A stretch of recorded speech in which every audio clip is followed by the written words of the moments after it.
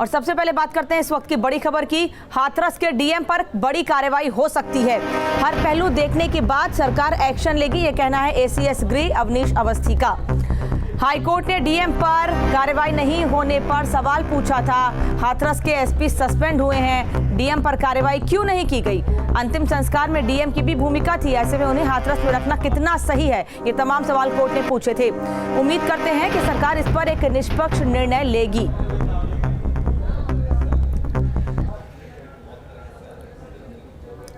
हाथरस के डीएम पर जल्द कार्रवाई हो सकती है। हाईकोर्ट के सवाल के बाद एसीएस गृह अवनीश अवस्थी ने संकेत दिए हैं। उन्होंने कहा है कि केस के हर पहलू को देखने के बाद सरकार एक्शन लेगी। बता दें कि हाथरस कांड की सुनवाई के दौरान हाईकोर्ट की लखनऊ बेंच ने सरकार से पूछा था कि जब हाथरस के एसपी को सस्पेंड किया गया तब डीएम को क्यों सस्पेंड नहीं किया गया। कोर्ट ने कहा कि उम्मीद करते हैं कि सरकार इस पर एक निष्पक्ष निर्णय लेगी। कोर्ट ने कहा कि जब अंतिम संस्कार में डीएम की भूमिका थी, ऐसे में उन्हें हाथरस में बनाए रखना कितना उचित है। बता दें आपको कि परसों कोर्ट में पीड़ित परिवार की हाजिरी थी। पीड़ित परिवार कोर्ट पहुंचा था और इस दौरान तमाम अधिकारी भी कोर्ट के सामने पेश हुए थे और कोर्ट ने कई सवाल भी इस दौरान सरकार से पूछे थे, अधिकारियों से पूछे थे और इस पूरे मामले में कोर्ट ने स्वतः संज्ञान लिया था। निखिल इस वक्त लखनऊ से सीधे हमारे साथ जुड़ रहे हैं। निखिल, अब अधिकारी कह रहे हैं, एसीएस गृह अवनीश अवस्थी ये कह रहे हैं कि तमाम पहलुओं को देखा जाएगा, उसके बाद कार्रवाई की जा सकती है डीएम पर। सवाल ये है कि हाईकोर्ट के सवाल पूछने के बाद, नाराजगी जाहिर करने के बाद तमाम पहलू क्यों देखे जा रहे हैं? जब लगातार विपक्ष मांग कर रहा था, लोग मांग कर रहे हैं डीएम पर कार्रवाई की जाए, क्यों नहीं कार्रवाई की गई? उस वक्त तमाम पहलू क्यों नहीं देखे गए अधिकारियों की ओर से? बिल्कुल अनामिका, इस हाथरस केस में शुरुआत से ही लापरवाही हुई और ये लापरवाही को कोर्ट ने भी माना। परसों जब कोर्ट में पेशी हुई थी तो कोर्ट ने ये साफ कहा कि अगर आपने एसपी को निलंबित किया है तो इसके पीछे आप ये मानते हैं कि कोई ना कोई गलती एसपी से हुई होगी, यानी वो किसी न किसी मामले में दोषी हो सकते हैं। तो जिलाधिकारी क्यों नहीं? आखिर जब पेट्रोल डालकर जलाया गया तो उसमें जो है जिलाधिकारी की भी सहमति रही होगी, उनकी भी जानकारी में रही होगी। लापरवाही उनके स्तर से हुई और उनके तो बाकायदे वीडियो वायरल हो रहे थे धमकी देने के। तो आप जिलाधिकारी पर कार्रवाई क्यों नहीं कर रहे हैं? इसका मतलब है कि आप जिलाधिकारी को बचाना चाहते हो, हास्यास्पद है। यही वजह है कि जो है एसीएस सोम ने यह भी कहा कि हम अभी इस मामले की जांच कर रहे हैं, जो दोषी होगा उसके खिलाफ कार्रवाई करेंगे। लेकिन यहीं से सवाल खड़ा हो जाता है कि इस हाथरस केस में लापरवाही की सारी हदें पार कर दी पुलिस ने और लोकल प्रशासन ने, और यही वजह है कि सरकार की इतनी किरकिरी हुई। किरकिरी होने के बाद आपने एसपी को निलंबित कर दिया, डीएम को लेकर आप बढ़ गए कि डीएम को निलंबित नहीं किया जाएगा, पूरी घटना की सीबीआई जांच की सिफारिश कर दी गई। कोर्ट ने इन्हीं पहलुओं पर बात की। शुरुआती दौर में ही जैसे कोर्ट में जो उत्तर प्रदेश शासन के तमाम अधिकारी पहुंचे थे, चाहे वो डीजीपी हो, चाहे वो डीजीएलओ हो, चाहे वो एसीएस हो, सबको कोर्ट ने एक तरह से फटकार लगाई है। कोर्ट ने साफ कहा कि इस मामले में घोर लापरवाही हुई है। एक सम्मानजनक अंतिम संस्कार किसी का भी एक अधिकार है और उसको लेकर लापरवाही की गई है। यह भी कहा गया कि जो पेट्रोल डाल के जलाने की बात की गई है उसमें गंगा जल था। बेहद हंसाने वाला ये जो है बयान माना। कोर्ट ने ये कहा कि लापरवाही की घोर हदें जो थी वो प्रशासन ने पार की है वहाँ। तो ऐसे में जिलाधिकारी को निलंबित क्यों नहीं किया गया? यही नहीं, परिवार ने भी साफ कहा, जो पीड़िता थी उसके परिवार ने भी कहा कि उसको भरोसा भी नहीं है वहाँ के लोकल प्रशासन पर, वहाँ के जो है वो लोकल पुलिस पर, इसलिए इस पूरे मामले की सुनवाई कहीं और की जाए।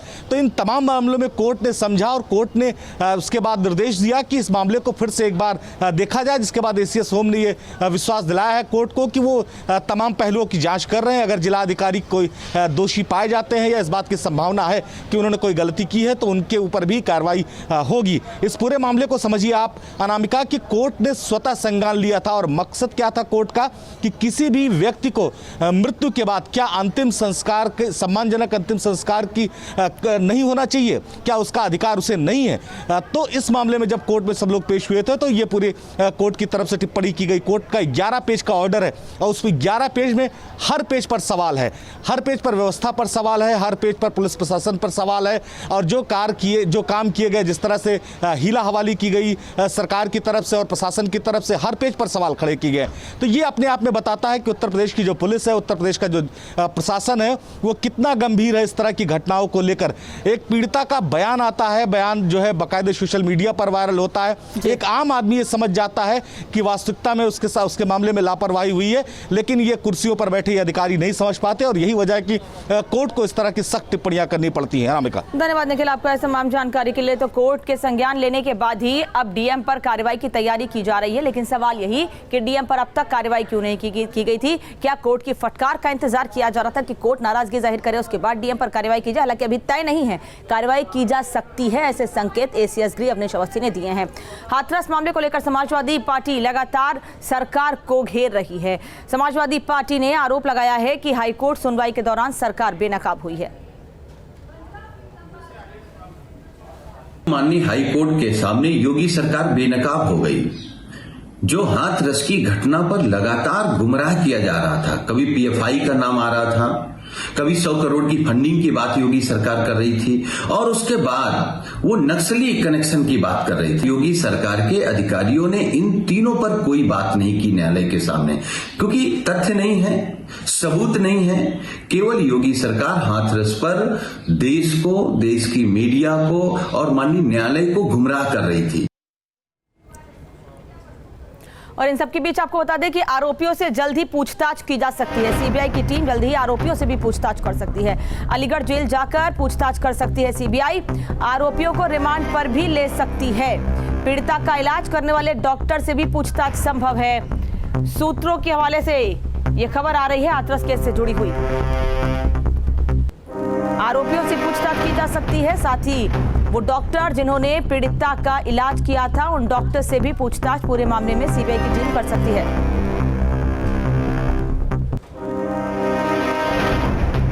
हाथरस में सीबीआई ने उप कृषि निदेशक कार्यालय को अपना ऑफिस बनाया हुआ है और कृषि विभाग की बिल्डिंग में एक हॉल और एक रूम को सीबीआई ने अधिकृत किया हुआ है।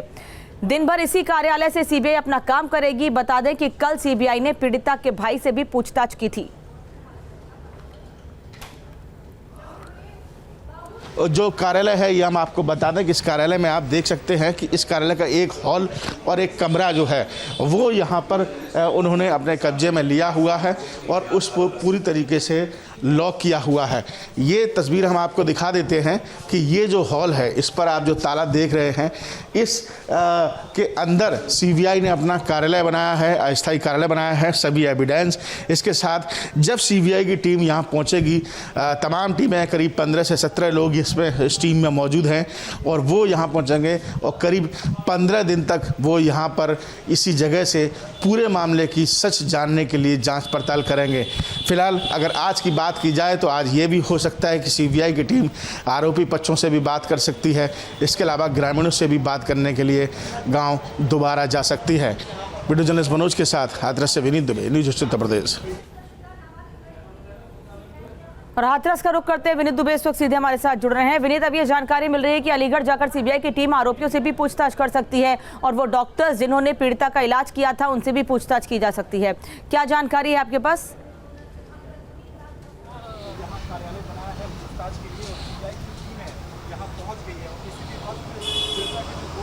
देखिए, बिल्कुल अनामिका, मैं आपको बताऊं कि न्यूज स्टेट पल पल की खबर, आपको हर खबर इस सीबीआई दफ्तर से, जो अस्थायी सीबीआई दफ्तर बनाया गया है, कृषि उप कृषि निदेशक जो हाथरस कार्यालय है, इसको इन्होंने अपना अस्थायी कार्यालय बनाया हुआ और इसी में एक हॉल और एक कमरा जो है वो उन्होंने लिया हुआ है और यहीं से ही पूरी जांच चल रही है।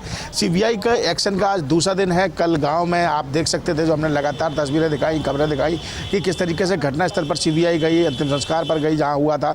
इसके अलावा पीड़ित परिवार से बातचीत की। उसके बाद इसी कार्यालय में जो उसका भाई है पीड़िता का, उसको यहाँ लाया गया। लगभग 3 से 4 घंटे उसके यहाँ पूछताछ की गई और तमाम जो दस्तावेज, जो जरूरी जो सबूत वहाँ से एकत्रित किए गए थे उन पर यहाँ पर उससे सिग्नेचर भी कराए गए और उसके बाद उसे देर रात घर छोड़ा गया।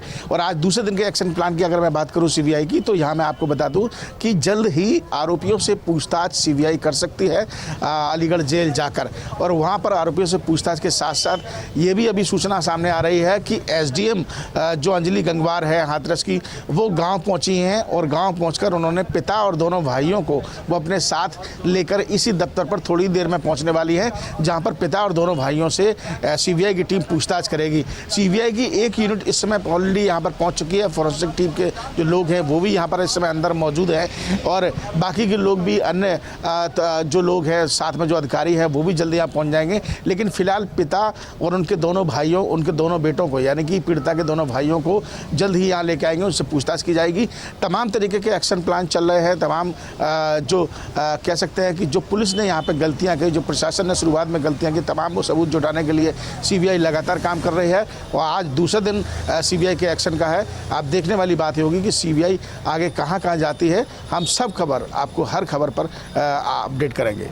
धन्यवाद विनीत आपका इस जानकारी के लिए। तो हर एक तस्वीर आप तक पहुंचाएंगे, सीबीआई की टीम कहां कहां जाती है और किससे किससे पूछताछ करेगी, ये तमाम चीजें आप तक हम पहुंचाएंगे।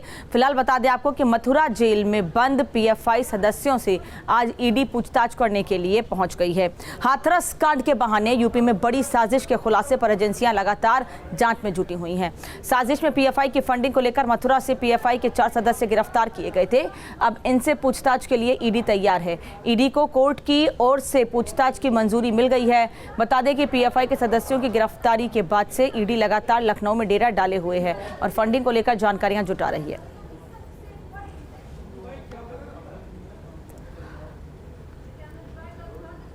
तो पीएफआई के सदस्यों से भी पूछताछ को मंजूरी मिल गई। दरअसल सरकार की ओर से यह भी कहा गया था कि प्रदेश में दंगा फैलाने की एक साजिश थी और इसके लिए पीएफआई, एसडीपी जैसे संगठन जिम्मेदार हैं, और साथ ही ये भी कहा गया था कि विदेशी फंडिंग इस पूरे मामले में हुई थी। 90 लाख रुपए की फंडिंग भी हुई थी केरल से, जबकि करोड़ों की फंडिंग विदेशों से भी की गई थी।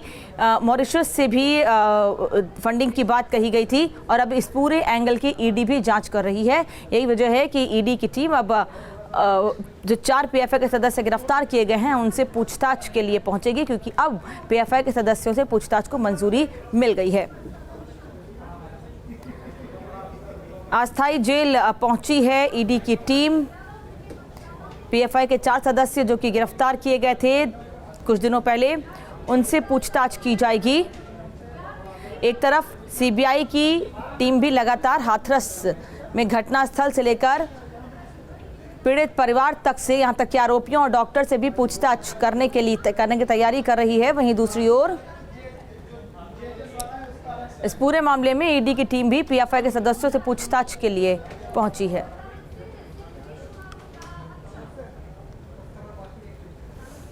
और एक बड़ी खबर इस बीच आपको बता दें कि हाथरस कांड के आरोपियों को दूसरी जेल में शिफ्ट करने की मांग उठ रही है। पीड़ित परिवार ने जिला प्रशासन से गुहार लगाई है। फिलहाल अलीगढ़ जेल में बंद हैं सभी आरोपी और इन सभी आरोपियों को दूसरी जेल में शिफ्ट करने की मांग पीड़ित परिवार ने की है। पीड़ित परिवार ने हाथरस कांड के आरोपियों को दूसरी जेल में शिफ्ट करने की मांग की है। पीड़ित परिवार ने जिला प्रशासन से गुहार लगाई है। फिलहाल अलीगढ़ जेल में बंद हैं सभी आरोपी, जिनसे आज पूछताछ के लिए सीबीआई की टीम भी पहुंचेगी।